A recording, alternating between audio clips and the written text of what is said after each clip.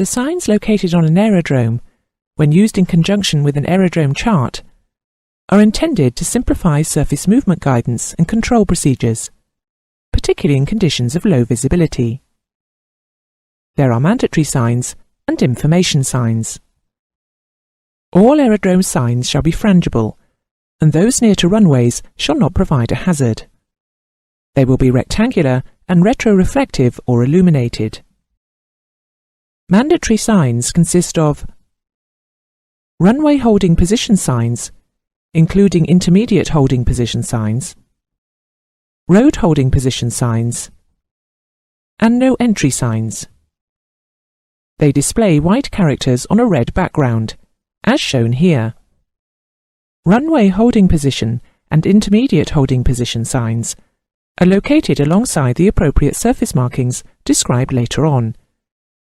They identify the holding position and indicate the direction in which the holding instruction applies. Pilots must not pass mandatory signs unless instructed by ATC.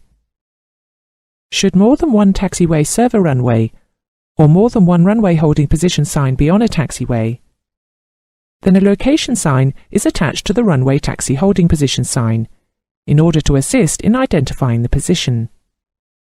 At aerodromes with Category 1, 2 or 3 approaches, runway holding position signs will be located on both sides of the taxiway. But on smaller aerodromes, supporting visual operation only, the sign is placed on one side only, normally the left-hand side of the taxiway. If no ATC unit is present, the sign constitutes the position where aircraft and vehicles concede right-of-way to aircraft taking off or landing. Shown here is a resume of the differing kinds of mandatory signage that you are likely to see when you start your professional flying career. At aerodromes equipped for Cat 2 and Cat 3 ILS approaches, runway taxi holding position signs are annotated Cat 2, Cat 3, or Cat 2-3 as appropriate. However, because of the need to provide greater protection to Cat 2 and 3 ILS systems, the runway holding position signs associated with them are set back further from the runway than those at Cat 1 runways. Where part of an aerodrome is restricted to one-way traffic or is withdrawn from use, no entry signs, as shown here, are located on both sides of the entrance mouth to the area concerned, showing in the direction from which entry is prohibited. The signs may be supplemented by the painted marking "No Entry" across the width of the taxiway. Again, because the instruction is mandatory, the inscription will be in white on a red background. Information signs consist of location, direction, and destination signs. They are only provided where there is an operational need to provide additional guidance to pilots maneuvering on the ground, and should be used in conjunction with an up-to-date aerodrome chart.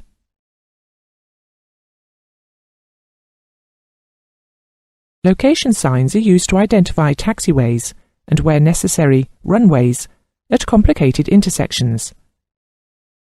Taxiways are normally designated with a single letter, like A for Alpha.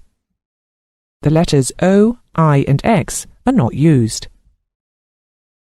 On very large aerodromes with lots of taxiways, double-letter combinations can be used.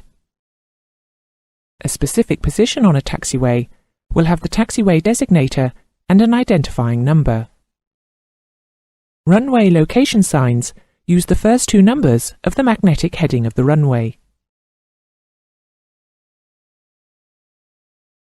Direction and destination signs consist of a route designation label and an arrow pointing in the appropriate direction.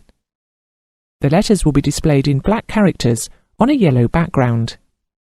They are normally accompanied by a location sign and positioned on the left-hand side of the taxiway before an intersection.